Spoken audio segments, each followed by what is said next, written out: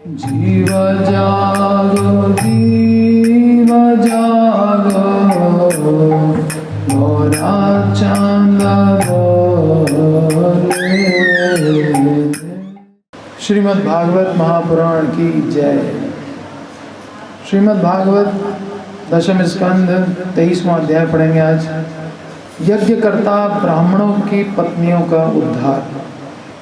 भगवान सबके हृदय में बैठे हैं और कौन कितनी भक्ति कर रहा है भगवान को सब पता है। एक घर में ब्राह्मण भी रह रहा है, उसकी पत्नी भी रह रही हैं। ब्राह्मण यज्ञ में लगे हैं, पत्नियां घर के कामकाज में लगी हैं। हम लोग देखेंगे तो कहेंगे कि ब्राह्मण लोग बड़े भक्त हैं, लेकिन भगवान ब्राह्मण पत्नियों का उद्धार कर रहे हैं। बहुत मधुर लीला है, सभी लोग बड़े ध्यान से सुने। कृष्ण बलराम ग्वाल सखाओं के साथ में गाय चराने गए हैं। प्रातः काल बीत गया, सवेरे सवेरे निकलते हैं, प्रातः काल बीत गया है, दोपहर का समय हो रहा है। ग्वाले अत्यधिक भूखे हैं क्योंकि उन्होंने कलेवा नहीं किया है। वे तुरंत कृष्ण तथा बलराम के पास पहुँचे और बोले, हे कृष्ण तथा बलराम, आप दोनों सर्वशक्तिमान हैं, आप अनेक असुरों का वध कर सकते हैं। हमारी रक्षा करने के लिए आप अनेक असुरों का वध कर सकते हैं, किंतु आज हम भूखों मर रहे हैं। ये भूख रूपी असुर हम लोग को मार रहा है, जिससे हम अशांत हैं। कृपया कुछ करें जिससे हमारी भूख शांत हो। भूख लगी तो किसके पास गए? कृष्ण के पास। अपने मित्रों की ऐसी प्रार्थना सुनकर भगवान कृष्ण तथा बलराम ने तुरंत यज्ञ में तत्पर ब्राह्मणों की पत्नियों पर दया दिखलाई। पास में कहीं ब्राह्मण लोग यज्ञ कर रहे थे। कृष्ण तो सर्वज्ञ हैं, कभी कभी सर्वज्ञता दिखाते रहते हैं। तो ब्राह्मण यज्ञ कर रहे थे, लेकिन कृष्ण ने उनकी पत्नियों पर दया दिखलाई। ये ब्राह्मणियां भगवान की परम भक्त थी, अतः कृष्ण को उन्हें आशीर्वाद देने का अवसर प्राप्त हुआ। उन्होंने कहा, हे मित्रों, पास ही ब्राह्मण के घर जाओ, ब्राह्मणों के घर जाओ। वे इस समय आंगिरस यज्ञ करने में लगे हैं, क्योंकि वे स्वर्ग लाभ करने के इच्छुक हैं, स्वर्ग जाना चाहते हैं, इसलिए आंगिरस यज्ञ कर रहे हैं। तुम सब उनके पास जाओ। फिर भगवान कृष्ण ने अपने मित्रों को आगाह किया, ये ब्राह्मण वैष्णव नहीं हैं। ब्राह्मण जरूर नहीं वैष्णव हो, कृष्ण का भक्त हो। ब्रह्म जानाति इति ब्राह्मण, ब्रह्म को जानता है।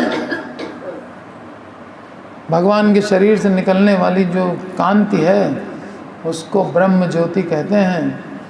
यहाँ तक की नॉलेज है उसके पास, लेकिन इसका जो सोर्स है भगवान, उसका ज्ञान नहीं है। कृष्ण तो दिन भर तो गैया चराते हैं, रात में रासलीला करते हैं, सुबह मैया के साथ रहते हैं, घर में रात में सो, और इनको पता है सब चीज़ कि ये ब्राह्मण तो हैं पर वैष्णव नहीं है। उनकी पत्नियां बड़ी डिवोटी हैं। इसलिए आप अगर भक्ति कर रहे हैं तो ये मत सोचिए कि कृष्ण को पता नहीं है या उनको हमें बताना पड़ेगा, कोई ज़रूरत नहीं, सब जानते हैं। तानि अहम वेद सर्वाणि, तुम उनके पास जाओ। और आगाह किया, ये ब्राह्मण वैष्णव नहीं है, ये हमारे नामों कृष्ण तथा बलराम, हम दोनों साथ में खड़े थे, बोले हम दोनों के जो नाम है ना, उनका ठीक से उच्चारण भी नहीं कर पाते।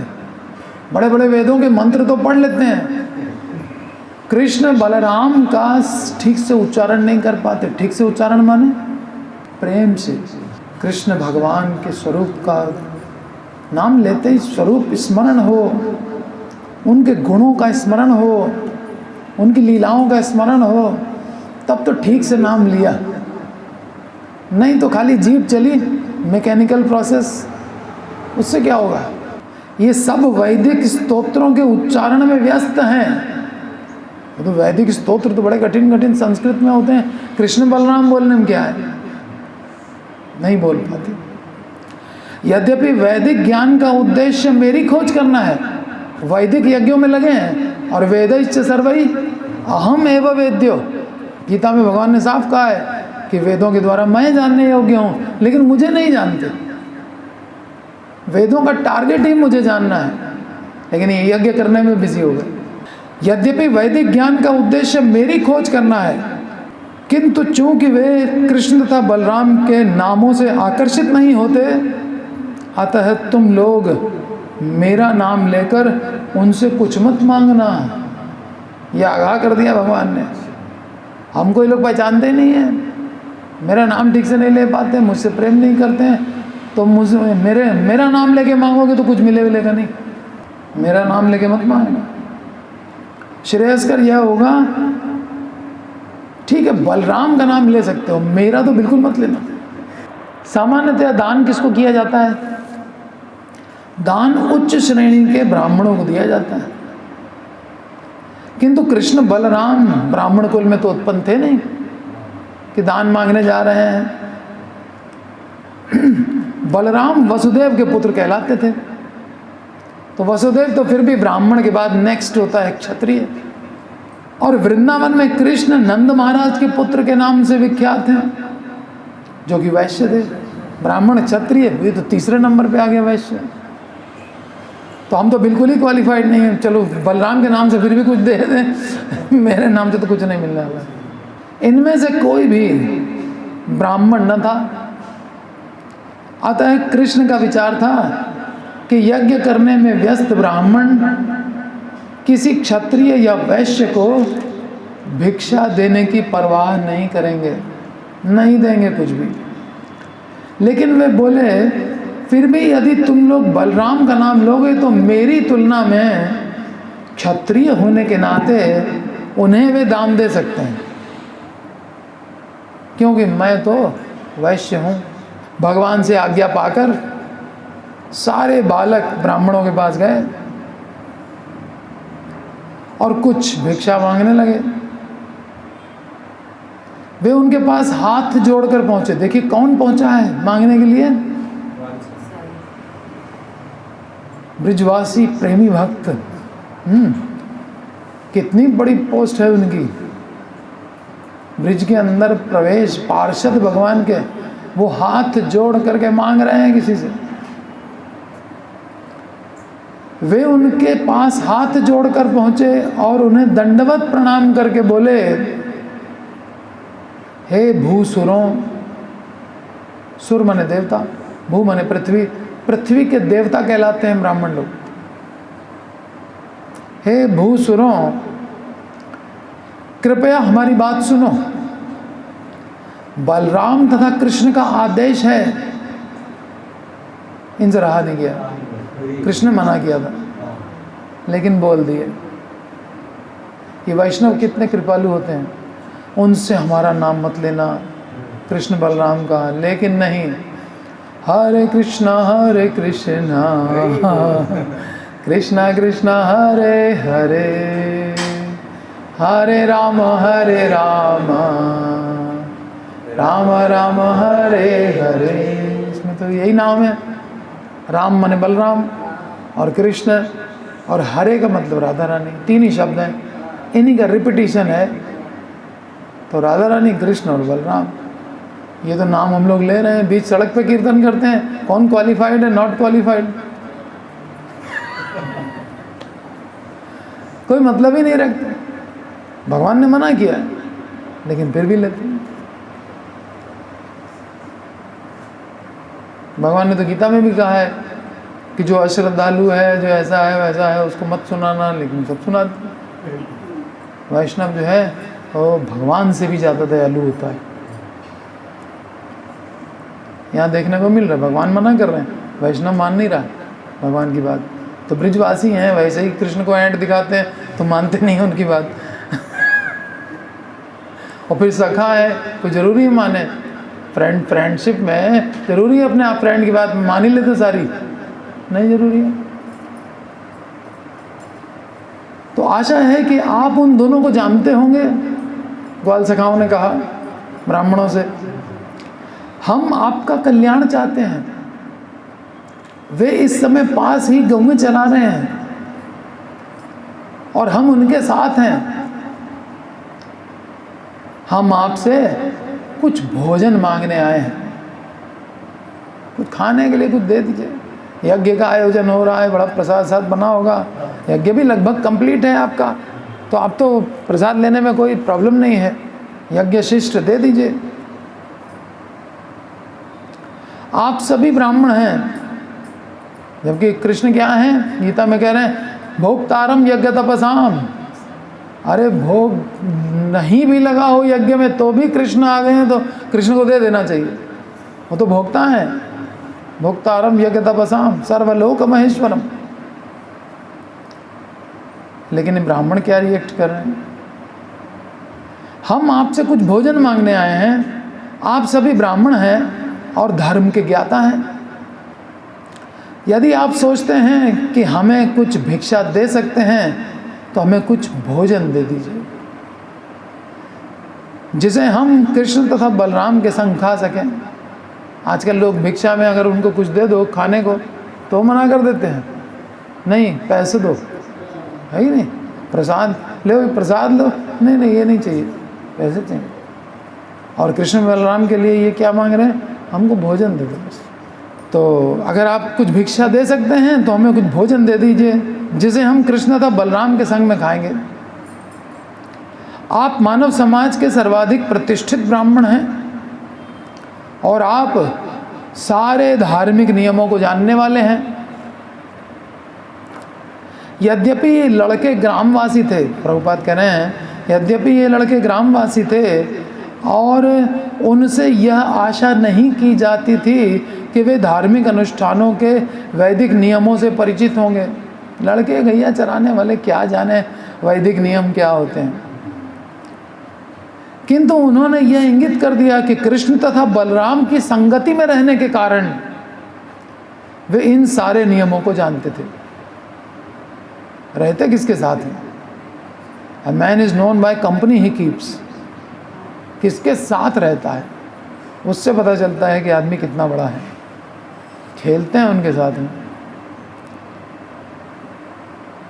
जब भी भगवान कृष्ण तथा बलराम भोजन मांगते तो सारे लड़के बिना हिचक के तुरंत भोजन ला देते।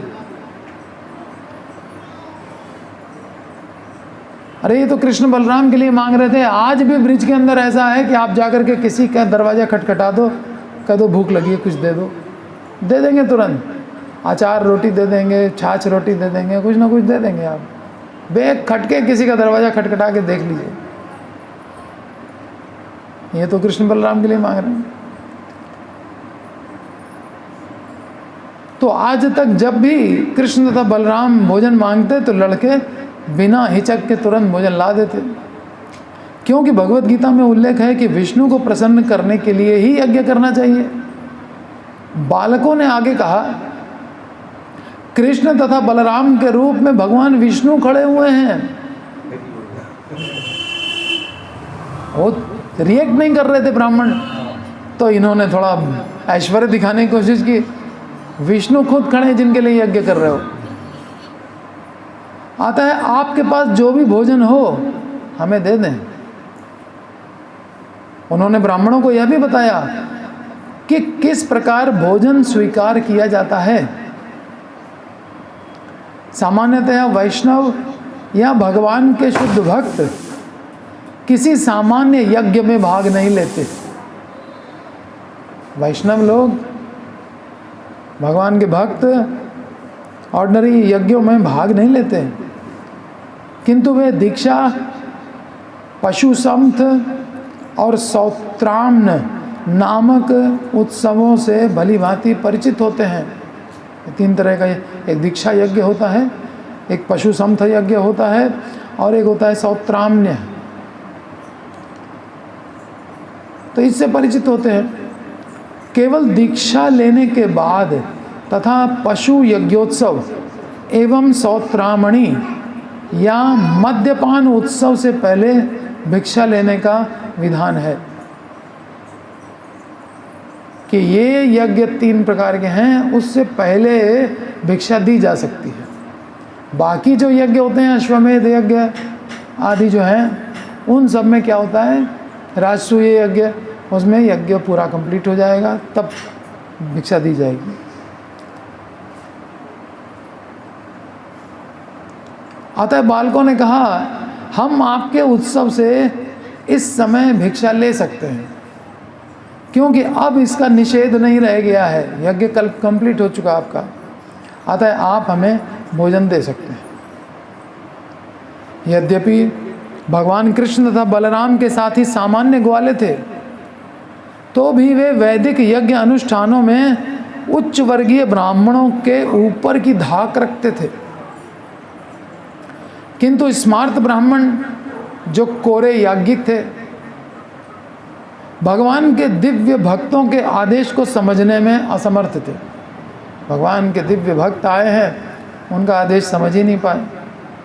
वे भगवान कृष्ण तथा बलराम द्वारा भिक्षा मांगने के गूढ़ अर्थ को भी नहीं समझ पाए कि वो कृष्ण बलराम क्यों मांग रहे हैं।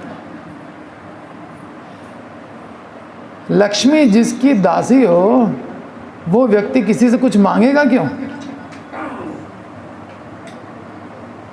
जो स्वयं आत्मा राम हो, उसको भूख लगेगी क्यों? लेकिन फिर भी मांग रहे हैं, तो जो गूढ़ अर्थ है वो कृपा करना है, सेवा में लगाना उनको। कृष्ण बलराम को एक बार मैंने खिलाया, कितनी बड़ी बात हो जाती। लेकिन गूढ़ अर्थ नहीं समझ पाए। भक्तों ने आदेश दिया, वो भी नहीं समझ पाए। यद्यपि उन्होंने कृष्ण तथा बलराम के पक्ष में दिए गए तर्कों को सुना, किंतु उनकी परवाह नहीं की। यहां तक कि बालकों से बातें करने से भी इनकार कर दिया। कहा, आप चलो चुप हो जाओ, तुम लोग जाओ यहां से, और हम लोग को ये यज्ञ का कार्य पूरा करने दो। बात करने से भी इनकार कर दिया। इस तरह वैदिक यज्ञ अनुष्ठान संबंधी ज्ञान में अत्यधिक बड़े चढ़े होकर भी ऐसे सारे अभक्त ब्राह्मण अज्ञानी तथा मूर्ख होते हैं। उनके सारे कर्म निरर्थक हो जाते हैं, क्योंकि वे वेदों के उद्देश्य को, जो गीता के अनुसार कृष्ण को जानना है, नहीं समझ पाते। वे वैदिक ज्ञान तथा अनुष्ठानों में निपुण होकर भी कृष्ण को नहीं समझ पाते। अतः उनका वेद संबंधी ज्ञान उथला होता है। उथला माने सुपरफिशियल, यही कहते हैं ना, ऊपरी ज्ञान। हाँ, डेप्थ में नहीं है। हाँ, गहरा ज्ञान नहीं। हाँ, वे वैदिक ज्ञान तथा अनुष्ठानों में निपुण होकर भी कृष्ण को नहीं समझ पाते। अतः उनका वेद संबंधी ज्ञान उथला होता है। अतः भगवान चैतन्य ने अपना यह अभिमत व्यक्त किया है कि मनुष्य को ब्राह्मण कुल में जन्म लेने की आवश्यकता नहीं है, क्योंकि यदि वह कृष्ण को या कृष्ण भावनामृत विज्ञान को जानता है, तो वह ब्राह्मण से भी बढ़कर होता है और गुरु होने का सर्वथा पात्र होता है। किबा विप्र किबा न्यासी शूद्र के नय, जय कृष्ण तत्ववेत्ता से ही गुरु है। यज्ञ संपन्न करते समय कई प्रकार की बातों का ध्यान रखना होता है, जिन्हें सामूहिक रूप से देश कहते हैं। यह है काल अर्थात समय, पृथक द्रव्य, जिन द्रव्यों से यज्ञ संपन्न किया जाएगा, विभिन्न सामग्रियां, मंत्र, तंत्र, अग्नि, ऋत्विज यानी जो ब्राह्मण यज्ञ करवाएगा, अर्थात यज्ञ संपन्न करने वाले ब्राह्मण, देवता, देवताओं का आह्वान किया जाता है, वो भी यज्ञ में शामिल होते हैं। यजमान जो यज्ञ करवा जिसके निमित्त किया जा रहा है, अर्थात यज्ञ का स्वामी, क्रतु अर्थात बलि जो हवि दी जाएगी, तथा धर्म अर्थात विधियाँ। धर्म का मतलब विधियाँ, किस प्रोसेस से होगा। ये सब कृष्ण को प्रसन्न करने के लिए हैं। ये सारी सामग्री जो बताई सब कृष्ण को खुश करने के लिए। गीता में भगवान ने कहा है सब मैं हूँ, अहम क्रतु, अहम यज्ञ, अहम अग्नि, अहम हुतम, सब कुछ मैं हूँ। ये सब कृष्ण को प्रसन्न करने के लिए है। यह पुष्ट तथ्य है कि वे ही समस्त यज्ञों के भोक्ता हैं, क्योंकि वे ही प्रत्यक्षतः श्री भगवान तथा परम सत्य हैं, जो हमारी इंद्रियों की अनुभूति से परे हैं। वे एक सामान्य बालक की भांति उपस्थित हैं, किंतु जो लोग अपने को शरीर मानते हैं उनके लिए यह समझ पाना अत्यंत कठिन है। अलर्ट होके सुनिए, नींद आ रही है तो खड़े होके सुनिए। ये ब्राह्मण इस भौतिक शरीर की सारी असुविधाएं, ये जो ब्राह्मण थे ये इस भौतिक शरीर की सारी सुविधाओं में रुचि रखने वाले थे, तभी तो स्वर्ग जाने के लिए यज्ञ कर रहे हैं। शरीर की सुविधाएं चाहिए और स्वर्ग में वास करने के इच्छुक थे, अतः ये कृष्ण की स्थिति को समझने में असमर्थ थे। इंद्र नहीं समझ पाता स्वर्ग का राजा, तो जो यहाँ से स्वर्ग जाना चाहता है, अभी गया भी नहीं है, वो क्या समझेगा। जब स्वर्ग का राजा नहीं समझ पा रहे, तभी तो ब्रिजमंडल डुबोने के लिए इतनी वर्षा करता है। तभी तो एक पारिजात वृक्ष सत्यभामा लेके आना चाहती थी, लड़ाई कर लिया, नहीं नहीं ये पौधा नहीं जाएगा, ये हमारा स्वर्ग का है, पृथ्वी लोक में क्या करेंगे। लड़ गया कृष्ण से एक पौधे के लिए।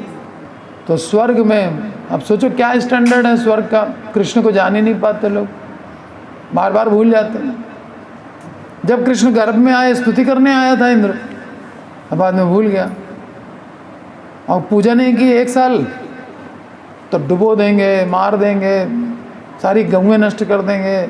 इनके पास गऊएं ज़्यादा हो गई हैं, दूध दही घी मक्खन ज़्यादा हो गया है, गर्वीले हो गए हैं, एक को भी जिंदा नहीं छोड़ेंगे। ऐसी बरसात करेंगे जो प्रलय के समय होती है, प्रलय ला देंगे ब्रिज के अंदर।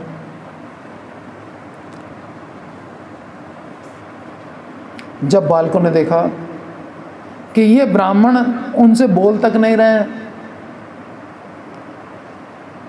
तो वे उदास हो गए। हमेशा तो ला के दिए थे, लेकिन ये ब्राह्मण कैसे हैं भाई, ये बल्कि इनसे तो ज़्यादा आशा थी, ये ब्राह्मण तो फटाक से दे देंगे। ब्रह्म जानाति, ये क्या ब्रह्म जानाति है, खाली ब्रह्म जानाति, कृष्ण ना जानाति। वे भगवान कृष्ण तथा बलराम के पास लौट आए और जो कुछ घटा था सब कह सुनाया। उनकी बातें सुनकर परम पुरुष हंसने लगे, कृष्ण को हंसी आ गई। उन्होंने बालकों से कहा कि वे ब्राह्मणों द्वारा ठुकराए जाने से दुखी ना हो, क्योंकि भिक्षा की विधि है ये। भिक्षा मांगोगे तो 10 लोग मना करेंगे, फिर एक देगा। तो एक ने मना किया, तुम लोग दुखी क्यों हो रहे हो? भिक्षा में तो होता ही ऐसा।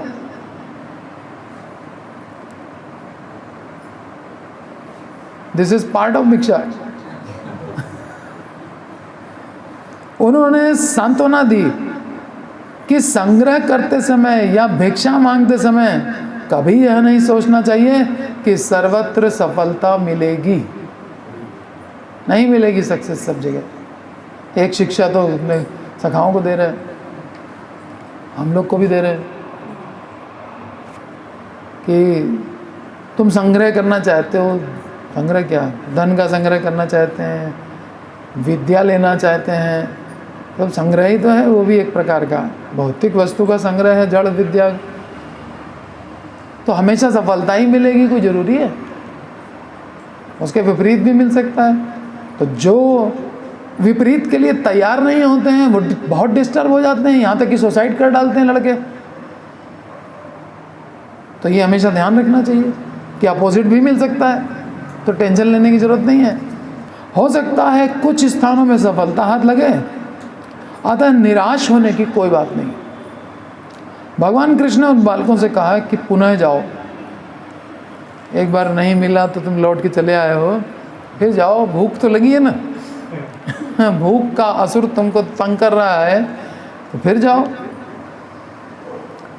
किंतु इस बार याज्ञिक ब्राह्मणों की पत्नियों के पास जाना, आप ब्राह्मणों के पास मत जाना। उन्होंने यह भी बता दिया कि वे ब्राह्मण पत्नियां परम भक्त हैं। ब्राह्मणों के लिए भगवान ने बता दिया था कि ये वैष्णव नहीं है, और इनके लिए कह रहे हैं ये भक्त हैं। वे हमारे चिंतन में लीन रहती हैं। देखिए कृष्ण को क्या क्या नहीं पता है। चिंतन मुंह से बोलती नहीं है, चिंतन मन के अंदर रहता है। गीता में भगवान कह रहे हैं सबसे बड़ी चीज तो यही चिंतन है। अनन्यास चिंतयन्तो माम, जो केवल मेरा ही चिंतन करता है, ये जना पर्युपासते, वो मेरी ठीक से उपासना करता है। मन में अगर चिंतन नहीं है, जीभ से हरे कृष्णा कर रहे हैं, तो वो भगवान नोट नहीं करते। उससे भोगों की प्राप्ति होगी, संसार की ही प्राप्ति होगी, तो उससे मेरी प्रोग्रेस क्या हुई? अपराध युक्त नाम से भोग ही तो मिल रहा है, तो इसका मतलब कुछ नहीं मिल रहा है। हमको तो स्पिरिचुअल चाहिए था, जो कुछ चाहिए था, मटेरियल मिला भी तो क्या मिला? हाँ, अपराध मुक्त नाम से कम मुक्ति मिलती है, लेकिन वो भी नहीं चाहिए अपने को। शुद्ध नाम, उस चीज से प्रेम मिलेगा भगवान का।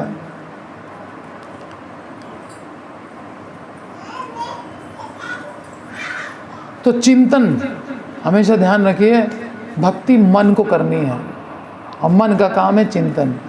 ठीक है, इससे कोई रोक सकता है? मान लो कोई हमसे कहे तुम हर समय माला लेके घूमते हो, माला जप मत करो। ठीक है, नहीं करते, लेकिन हम मन में क्या सोच रहे हैं उस पर कंट्रोल है क्या आपका? कोई कंट्रोल नहीं है। भगवान तो उसको नोट कर रहे हैं, वो मेरा चिंतन करती हैं, इसलिए तुम उनके पास जाओ। अपने प्योर डिवोटीज को भेज रहे हैं। कितनी बड़ी फैसिलिटी मिल रही है, केवल उसने चिंतन किया है, इसलिए जाओ मेरे प्रिय भक्तों, उनके पास जाओ। भक्तों से मिलना हो गया, भक्तों से जब मिलना हो जाएगा तो अभी भगवान तो मिले जा रहे हैं। भक्त मिल गया तो भगवान तो मिलना ही मिलना है फिर। लेकिन अगर भक्त की रिस्पेक्ट नहीं कर पाए तो ब्राह्मणों को भगवान नहीं मिल पाए। पत्नियां देखो कैसे बिहेव करती हैं।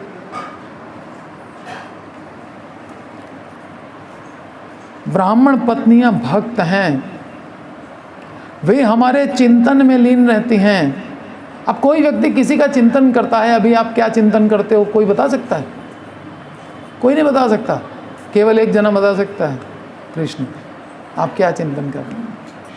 नाम जपते समय भी, अब मान लीजिए यहाँ बैठा दिया है आपने हमको इतने ऊंचे आसन पे, और कितनी रिस्पेक्ट दी है, उसके बाद भी हम नाम जप रहे हैं, तो चिंतन हमारा भगवान का है कि नहीं है कौन जानता है? केवल भगवान जानते हैं और कोई नहीं जानता। तो वो हमारे चिंतन में लीन रहती हैं।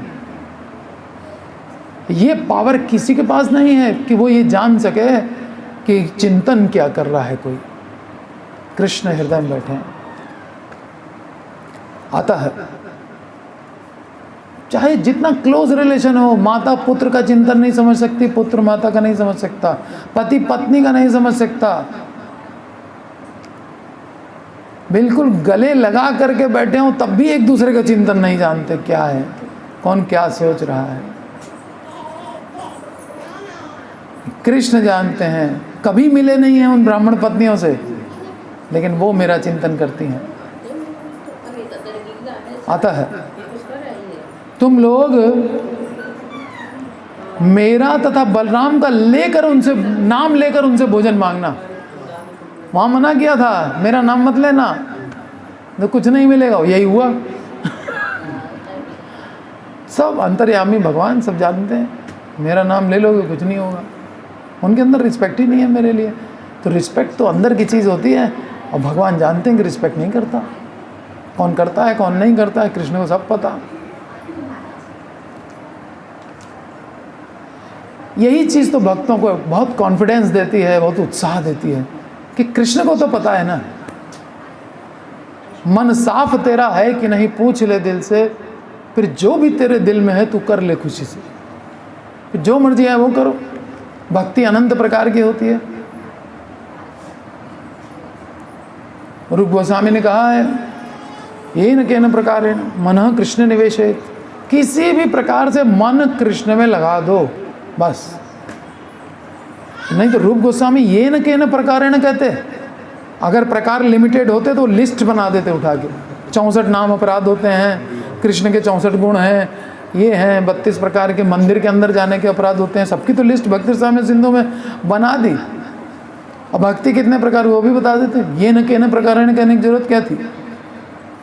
भक्ति अनंत प्रकार की होती, कौन कैसे कर रहा है पता नहीं। एक जना भगवान के लिए कपड़े सिल रहा है, एक जना भगवान के लिए फूल ला रहा है, एक जना मालाएं बना रहा है, एक जना मृदंग बजा रहा है, एक करताल बजा रहा है, एक भोग बना रहा है, एक उनके भक्तों को रिस्पेक्ट दे रहा है। इस तरह से अनंत प्रकार की भक्ति, कोई लिमिट नहीं। तो हमारा नाम लेकर के मांगना उनसे, कॉन्फिडेंस देखिए भगवान का। मुझे विश्वास है कि वे तुम्हें मनचाही भिक्षा देंगी, जो तुम कहोगे। जितने व्यंजन बने हो छांट के ले लेना उनसे। ये लाओ रसगुल्ला लाओ, ये लाओ, कृष्ण को क्या क्या पसंद है संदेश सब लाओ। कृष्ण की आज्ञा का पालन करते हुए सारे बालक तुरंत ब्राह्मण पत्नियों के पास गए। वे अपने घरों के भीतर बैठी थी। वे आभूषणों से अलंकृत थी, खूब सज धज के बैठी थी। घर में यज्ञ हो रहा है, फंक्शन चल रहा है इतना बड़ा। बालकों ने प्रणाम करते हुए कहा, माताओं हमारा नमस्कार स्वीकार करें और हमारी बात सुनें। आपको ज्ञात हो कि आपके निकट ही भगवान कृष्ण तथा बलराम अपनी गौओं के साथ में आए हुए हैं, और हम उनके आदेश से यहाँ आए हैं। हम सभी बहुत भूखे हैं, अतः हम आपके पास भोजन के लिए आए हैं। कृपा करके कृष्ण बलराम तथा हम सबों के खाने के लिए कुछ दे दीजिए। यह सुनते ही, अब देखिए रिएक्शन, यह सुनते ही ब्राह्मण पत्नियां कृष्ण तथा बलराम के लिए आतुर हो उठी। कृष्ण बलराम आए हैं, तुरंत बस अब मिलने के लिए आतुर। देखिए पति पत्नी में कितना डिफरेंस।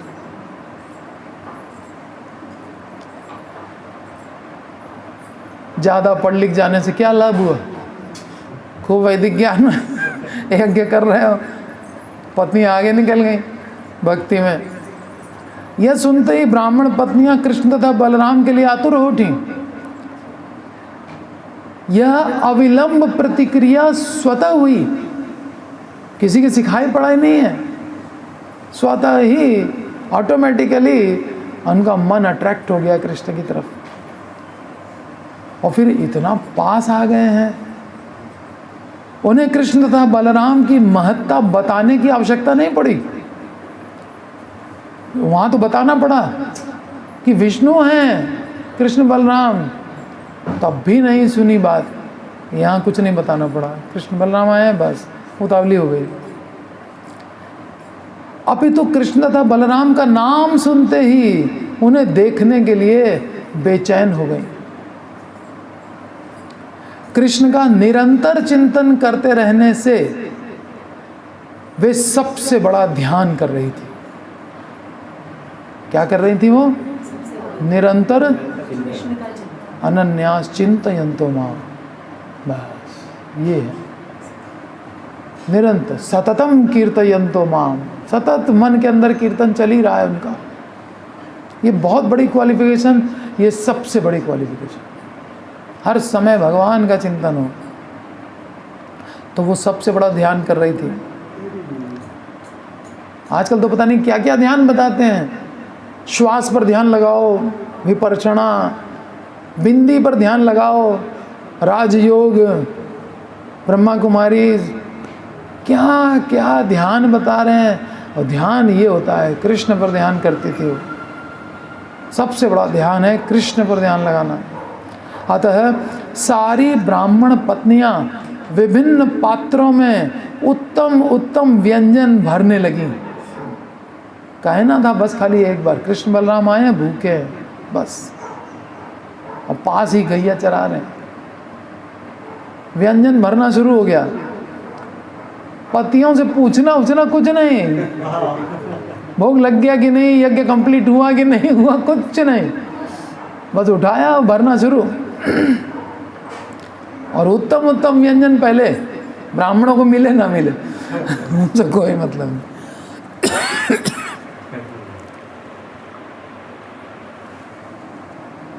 कितने ग्वाल वाल हैं कृष्ण के, सब सखा तो लेके चलते थे साथ में।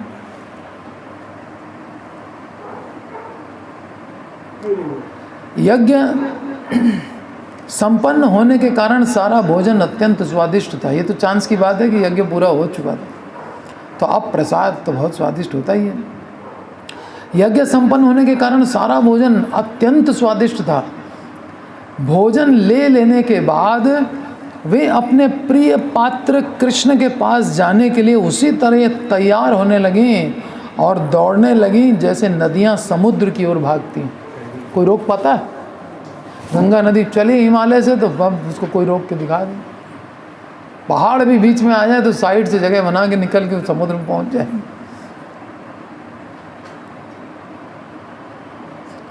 वे ब्राह्मण पत्नियां दीर्घ काल से कृष्ण को देखने की इच्छुक थीं, दर्शन की लालसा। किंतु जब जब वे घर छोड़कर उनको देखने के लिए तैयार होती हैं, आज जा रहे हैं कृष्ण का दर्शन करेंगे, वहीं रहते थे ब्रिज में ही, तब तब उनके पति, उनके पिता, उनके पुत्र, उनके संबंधी जाने से मना कर देते। अभी ये घर का काम पड़ा है, अभी वो पड़ा है, अभी कहाँ जा रही हो, कृष्ण से मिलने की क्या जरूरत है, 10 बातें सुना करके रोक देते। किंतु इस बार वे मानी नहीं। तब पास कृष्ण आए। ऐसे तो हमको जाना पड़ता नंद महल में, लेकिन नंद महल से चल के यहाँ तक गए चराने आ गया। अब नहीं जाएंगे तो कब जाएंगे? अब पूछेंगे तो फिर कुछ ना कुछ बता देंगे, घर में फंक्शन चल रहा है तो तुम जा रही हो वहाँ, सब रोक देंगे, पूछेंगे नहीं जाओ। बांसुरी सुनी नहीं कि मन की लाज जो है वो भाग गई। बांसुरी क्या है? प्रभुपाद ने एक बार कहा है कि ये जो हरे कृष्ण महामंत्र है यही कृष्ण की बांसुरी है। यहाँ तक बोल चुके हैं प्रभुपाद। तो बांसुरी सुननी है तो अपना हरि नाम करो, वही बांसुरी है। इसमें जो आकर्षण है ना, वो सारे आकर्षण छुड़ा देता है। जो बांसुरी करती है वही तो ये महामंत्र करता है। डिफरेंस ही क्या है? इस बार वे मानी नहीं। जब भक्त कृष्ण के प्रति आकृष्ट हो जाता है तो वह शारीरिक बंधन की परवाह नहीं करता। कृष्ण से एक बार अट्रैक्शन हो जाए, जब तक ये अट्रैक्शन नहीं है तब तक किसी के रोकने से रुकता है। जिस दिन अट्रैक्शन हो गया कोई रोक नहीं पाएगा। अतः ये स्त्रियां यमुना तटवर्ती वृंदावन के जंगल में गईं, जो वनस्पति तथा नव विकसित लताओं तथा पुष्पों से हरा भरा था। उन्होंने जंगल में कृष्ण तथा बलराम को संगियों सहित गाय चराते देखा। वाह, दर्शन हो गया। गैया चराते हुए ग्वाल सखाओं के साथ में कृष्ण दिख गए। ब्राह्मण पत्नियों ने श्री कृष्ण को स्वर्ण के समान चमचमाते वस्त्र पीतांबर धारण किए देखा, जो 100 बिजलियों की कांति को लजाने वाला। वे वन फूलों की सुंदर माला पहने थे और सिर पर मोर पंख लगाए थे। वे वृंदावन में पाई जाने वाली रज का लेप किए थे। ब्रिज रज पूरी लगी थी शरीर में। अब गैया चरा रहे हैं, गाय चलती हैं, धूल उड़ती है। गाय जब चरागाह में ले जाई जाती है तो इतना तेजी से भागती भागती चलती हैं, बहुत धूल उड़ती है। वे वृंदावन में पाई जाने वाली रज का लेप किए थे और नाटक मंडली के नर्तक कलाकार जैसे प्रतीत हो रहे थे। डांसर, कृष्ण से बड़ा कौन डांसर। वे अपना एक जो कालिया के ऊपर भी नाच सकता है। जो डांस नहीं करना जानता है वो कहता है नाच ना जाने आंगन टेढ़ा। लेकिन इससे कालिया से ज्यादा टेढ़ा कौन सा आंगन हो जिस पर नृत्य करके दिखा दे। वो भी एक हाथ में बांसुरी बजाता हुआ, एक पैर से नृत्य कर रहा है और वो फन पे फन मारने की कोशिश कर रहा है और ये नृत्य कर रहा है। जैसे ही दूसरे फन पे, जिस फन से मारने की कोशिश करते उसी पे चढ़ जाती है, फिर वहाँ नाचने लगते हैं, फिर दूसरे से मार दो उस पर चढ़ जाते। वे अपना एक हाथ अपने मित्र के कंधे पर रखे थे। किस पोज में देखा? ब्राह्मण पत्नियों ने फ्रेंड के साथ में खड़े हैं, जैसे फ्रेंड खड़े होते हैं कंधे पर हाथ रख करके, और दूसरे हाथ में कमल का फूल लिए थे। सुगंध ले रहे हैं, घुमा रहे हैं आनंद के साथ। उनके कानों में कुमुदनी के फूल सुशोभित थे। कृष्ण बड़े नेचुरल श्रृंगार करते हैं, ये आर्टिफिशियल नहीं, ज़्यादा हैवी श्रृंगार नहीं। वे तिलक लगाए थे और आकर्षक हंसी हंस रहे थे। उन ब्राह्मण पत्नियों ने उन भगवान को स्वतः देखा जिनके विषय में इतना सुन रखा था। सुना ही सुना था, बस हम लोगों ने भी सुना ही सुना है और सुन रहे हैं और सुन रहे हैं। सुनते सुनते क्या स्थिति बन जाती है देख लीजिए। इनकी हो गई ना, सुनते सुनते चिंतन पूरा का पूरा कृष्ण का हो गया और कृष्ण को पता है कि ये मेरा चिंतन करती हैं, तो कृष्ण ने भक्तों को भेज दिया और भक्त लोग जाके बुला लाए कृष्ण सामने। इतना जिनके बारे में सुन रखा था, आज उनको देखा। मित्र के कंधे पर हाथ रखे, एक हाथ में कमल का फूल लिए, वैजंती माला धारण किए, सुंदर तिलक लगाए, गो रज से जो है पूरा शरीर धूल धूसरित है, और वो सौंदर्य ही अलग है जो उन्हें अत्यंत प्रिय थे तथा जिनके चिंतन में वे सदा खोई रहती थीं। उनकी आँखों से होकर कृष्ण उनके हृदय में बैठे जा रहे थे।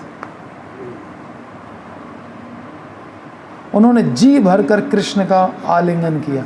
कृष्ण कहाँ आ गए थे? उनके आँखों से होकर हृदय में आ गए, और जब हृदय में आ गए तो हृदय में उन्होंने वहीं खड़े खड़े आलिंगन किया भगवान का, जिससे उनका वियोग जनित दुख तुरंत दूर हो गया। कितनी बार रोकी गई थी जाने से, आज मिल गए कृष्ण। वे उन ऋषियों के तुल्य थीं जो अपने उन्नत ज्ञान के कारण परमेश्वर के साथ तदाकार हो जाते हैं। क्योंकि परमात्मा जन जन के हृदय में विराजते हैं, अतः भगवान कृष्ण उनके मन की बात जान गए। वे अपने संबंधियों, पतियों, पिताओं, भाइयों के बरजने के बावजूद, रोकने के बावजूद एवं समस्त गृह कार्यों को छोड़कर आई थी। घर का काम सब पेंडिंग छोड़ दिया। घर के लोग, बैठो अपना जो करना हो यज्ञ, जिससे करवाना हो उससे करवाओ, हम जा रहे हैं। घर कार्य छोड़ दिए, पति, संबंधी, पिताओं, भाइयों सब के बरजने के बावजूद सब छोड़ के आ गई। वे अपने प्राण प्यारे को देखने आई थी। वास्तव में वे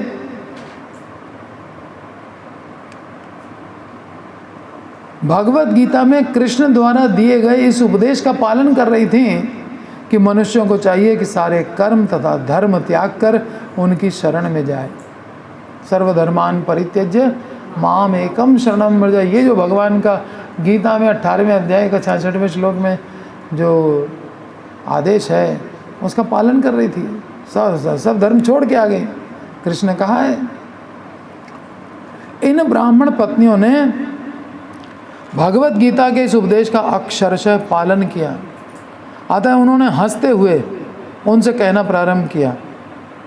यहाँ यह बात ध्यान देने की है कि जब कृष्ण उनके हृदय में प्रविष्ट हो गए और उन्होंने जब कृष्ण का आलिंगन किया और उनके साथ तादात्म्य में यानी कि दिव्य आनंद का अनुभव किया, तो भी न तो कृष्ण का न ही ब्राह्मण पत्नियों का अपना स्वरूप समाप्त हुआ। तादात्म्य माने लीन हो जाना। लीन होने का मतलब ये नहीं है। लीन होने के मतलब जो दिव्य आनंद कृष्ण ले रहे हैं वही दिव्य आनंद इनको भी मिल गया, तो दोनों के आनंद में तादात्म्य हो गया, दोनों के आनंद एक जैसे हो गए, लेकिन स्वरूप भिन्न भिन्न रहा। भगवान तथा ब्राह्मण पत्नियां दोनों की ही सत्ता बनी रही, फिर भी उन्होंने एकात्मता का अनुभव किया। जब कोई प्रेमी अपनी प्रेमिका को स्वात्म का विचार किए बिना समर्पण कर देता है तो यह एकात्मता कहलाती है। अपने बारे में कोई विचार नहीं करता, सरेंडर कर देता बस। भगवान चैतन्य ने अपने शिक्षाष्टक में हमें इस एकात्मता का पाठ सिखाया है। कृष्ण स्वेच्छा से जो चाहें करें, आश्लिष्य वा पादरताम पिनष्टुमाम मदर्शनात् मर्महताम करो तो वा यथा तथा वा विद्धातु लंपटो। कृष्ण को पूरी आज़ादी है, आप मेरे साथ चाहे जैसा बिहेव करो, मुझे गले लगा लो। पहला बिहेवियर ये है वार्म वेलकम। दूसरा है उदासीन हो गए, अरे ये फिर आ गया, चलो बैठने दो, अभी आते हैं थोड़ी देर में। बैठा दिया, 1 घंटे तक आ ही नहीं रहे मिलने के लिए। व्यक्ति सोचेगा ना ये हमारी कोई परवाह नहीं कर रहा है, इग्नोर कर रहा है हमको, उदासीन हो गया है। और तीसरा क्या है, तुम यहाँ क्यों आए, शत्रुता का व्यवहार, ये तीसरी प्रकार का व्यवहार। तो भक्त भगवान को छूट देता है कि आप चाहे जैसा मेरे साथ व्यवहार करो, लेकिन मेरे प्राणनाथ आप ही थे, आप ही हो, आप ही रहोगे। ये है प्रेम। प्रेम में अपने प्रेमी को स्वतंत्रता नहीं दी, उनको बंधन में डालने लग गए, तो क्या प्रेम किया। उसको जिसमें सुख मिले वही करे। लेकिन ये जो 3 प्रकार का व्यवहार है ये एक्सटर्नल है।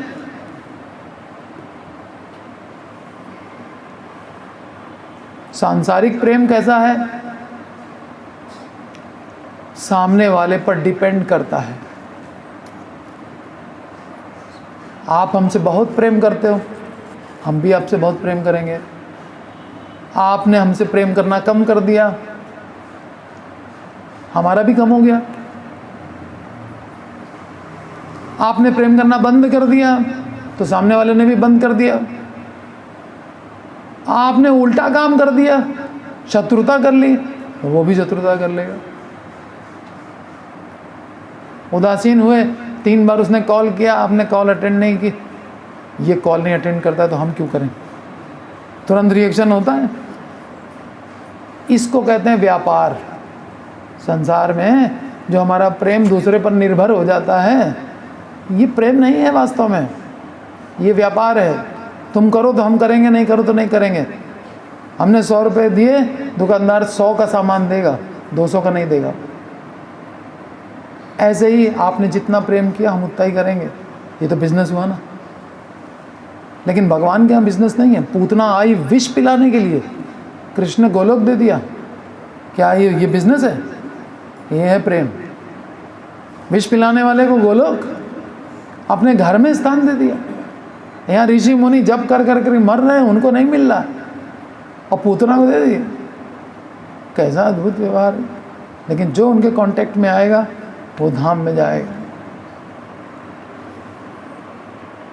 और नाम जप करके भी जाएगा। आज नहीं तो कल जाएगा, जाएगा तो एक कॉन्फिडेंस रखना चाहिए। तो संसार का प्रेम ऐसा है।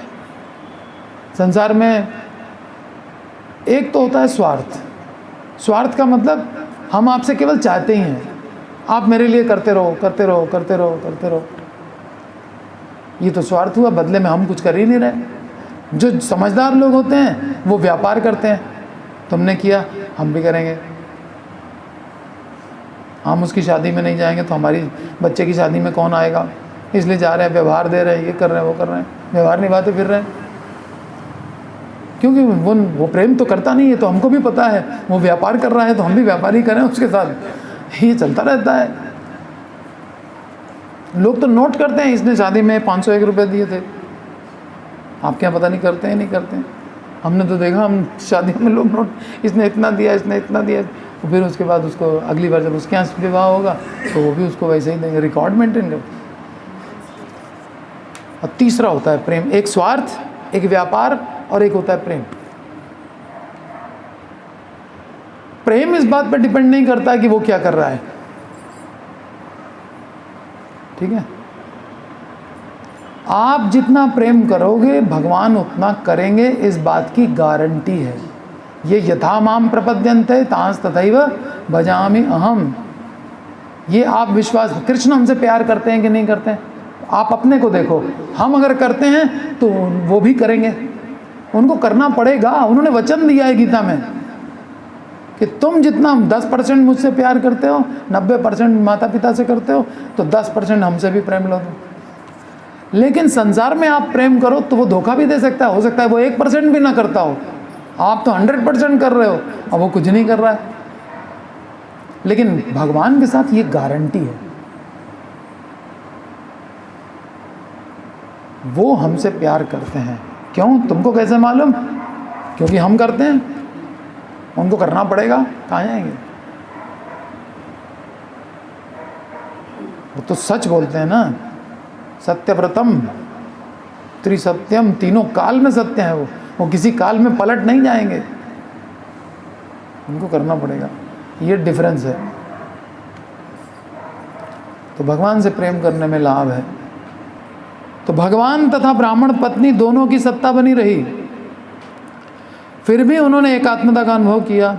जब कोई प्रेमी अपनी प्रेमिका को स्वात्म का विचार किए बिना समर्पण करता है तो ये एकात्मता कहलाती है। भगवान चैतन्य ने अपने शिक्षाष्टक में इसी एकात्मता का पाठ पढ़ाया है।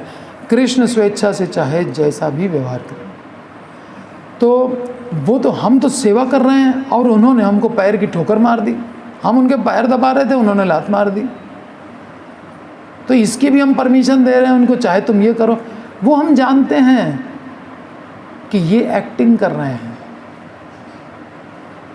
ठीक है। वो हमसे प्रेम करते हैं क्योंकि मैं करता हूं, इसलिए वो हमसे करते ही हैं। लेकिन ये बाहरी व्यवहार में गले लगा लें तो भी प्रेम करते हैं, उदासीन रहें तो भी प्रेम करते हैं, और अगर वो पैरों की ठोकर भी मार दें तो भी करते हैं क्योंकि मैं करता हूं। ये विश्वास होना चाहिए।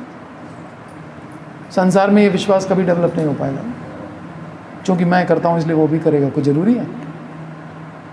ये है डिफरेंस। यही चैतन्य महाप्रभु सिखा रहे हैं कि वो एक्सटर्नली, ये सब एक्सटर्नल बिहेवियर है भगवान का।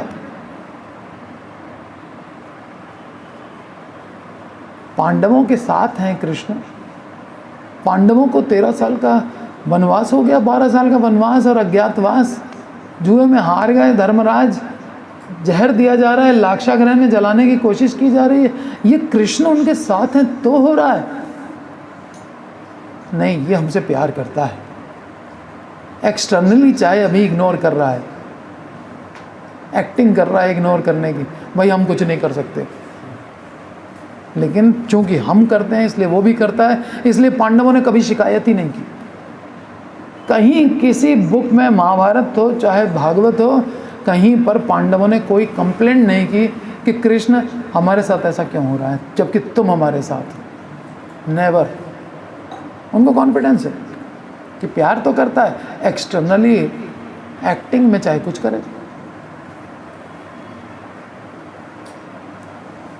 यहाँ तो प्यार की एक्टिंग होती है दुनिया में, और वो तिरस्कार की और उदासीनता की एक्टिंग करते हैं। करते प्यार हैं। हरि बोल। भक्तों को अपनी इच्छाओं के साथ एक रूप होना चाहिए। यही एकात्मता ब्राह्मण पत्नियों द्वारा कृष्ण के प्रेम में प्रदर्शित हुई है। कृष्ण ने उनका स्वागत किया। ब्राह्मण पत्नियों को स्वागत कैसे कर रहे हैं? हे ब्राह्मण पत्नियों, आप सभी सब सुनना चाहते हैं भक्त लोग कि भगवान हमसे बात करें। तो ब्राह्मण पत्नियों से पहली बार दर्शन हुआ, अब भगवान बात कर रहे हैं। कितना सौभाग्य उदय हो गया। हे ब्राह्मण पत्नियों, आप सभी अत्यंत भाग्यशाली हैं, अत्यंत भाग्यशालिनी हैं। मैं आपका स्वागत करता हूं।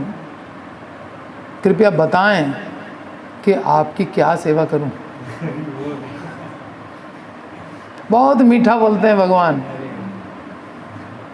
कोई बराबरी नहीं है इनकी। भोजन मांग रहे थे, आप जब भोजन लेके आ गए, बताइए क्या सेवा करूं। क्या नहीं कर सकते? मुकुंद हैं तो, संसार के बंधन छुड़ाने हैं। बताओ क्या करूं सेवा।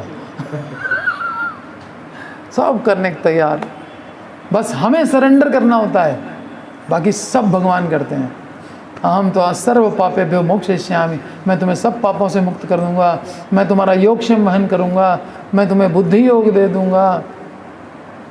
Everything he will give. फिर वो काम करते हैं हमारे लिए, हमको केवल सरेंडर करना होता है।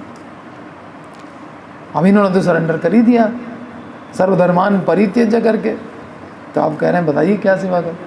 आप सारे बंधनों तथा परिवार, पिता, भाई, पति के व्यवधानों की उपेक्षा करके मेरे दर्शन के लिए आई हैं। ये उचित ही है। कृष्ण ने इसको अनुचित नहीं कहा। वो तो भगवान है, नहीं नहीं पतिव्रत धर्म सबसे बड़ा है, उसको निभाओ, नहीं कहा। ये उचित है। तो अपने पति अति को छोड़ के मेरे पास आई हो, बहुत अच्छा किया।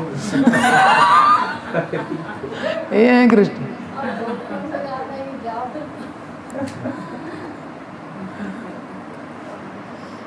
सब व्यवधानों की उपेक्षा करके मेरे दर्शन के लिए यहाँ आई हैं, ये उचित ही है। जो ऐसा करता है वह अपने हित को जानता है, वो जागा हुआ है। जो सब धर्म छोड़ के भगवान के पास चल देता है, वो जगा हुआ व्यक्ति है। वो अपना हित जानता है, क्योंकि किसी मंतव्य या बंधन के बिना मेरी प्रेमा भक्ति करना वास्तव में जीवों के लिए कल्याणकारी है। जिसमें कोई मंतव्य, मेरी प्रेमा भक्ति करनी है, उसमें कोई मंतव्य नहीं होना चाहिए कि आपका कोई हिडन डिज़ायर है कि हमको ये मिल जाए, वो मिल जाए, सुख मिल जाए, फलाना मिल जाए। सुख की डिज़ायर गोपियों ने कभी नहीं की, केवल कृष्ण के सुख की इच्छा की। फिर भी कृष्ण ने हजारों गुना सुख दिया, वो एक अलग बात है, लेकिन इन्होंने कभी डिज़ायर नहीं की। तो जो सब कुछ छोड़ छाड़ करके कृष्ण के पास आ जाता है, वो अपना हित जानता है। अब मेरा बेनिफिट किस चीज़ में है, ही नोज। कौन कह रहा है? Supreme personality. क्योंकि किसी मंतव्य या बंधन के बिना, ना कोई मंतव्य हो ना कोई बंधन हो, और तभी प्रेमा भक्ति हो पाती है। प्रेम, मेरी प्रेमा भक्ति वास्तव में जीवों के लिए कल्याणकारी है। एक बार रिपीट करिए सेंटेंस। किसी मंतव्य या बंधन के बिना मेरी प्रेमा भक्ति जीव के लिए कल्याणकारी है। रिपीट करो।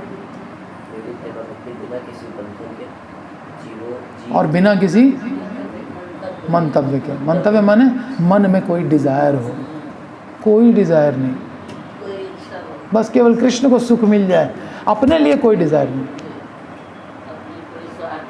कुछ नहीं, बस केवल कृष्ण से प्रेम करना। बस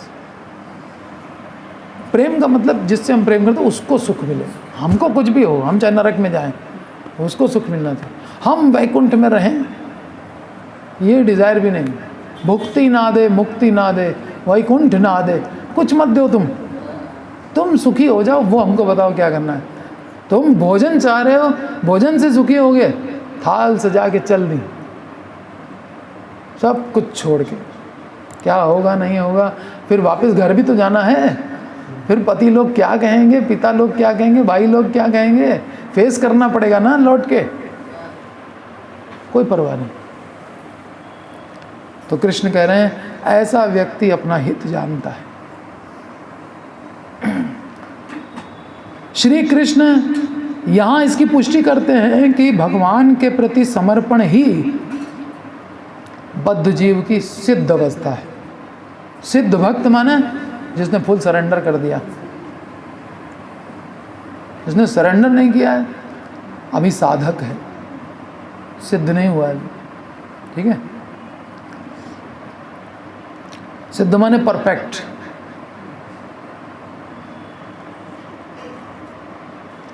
मनुष्य को चाहिए कि वह अन्य सारी जिम्मेदारी त्याग दे।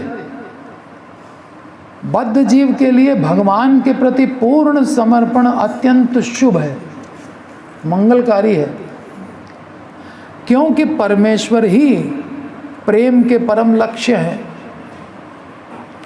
अंततः हर कोई कृष्ण को प्यार करता है, किंतु उसकी अनुभूति ज्ञान के विकास के अनुसार होती है।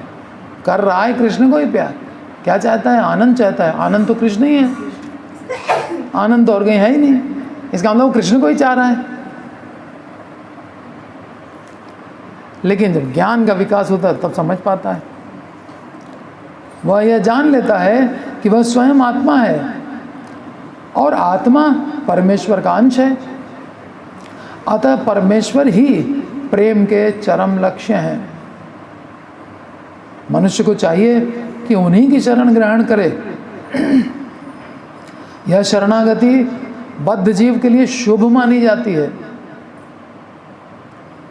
हमें प्रिय लगने वाला हमारा जीवन, हमारा धन, हमारा धाम यानी घर, पत्नी, संतान, घर, देश, समाज तथा सारा साज सामान सभी भगवान के ही अंश हैं।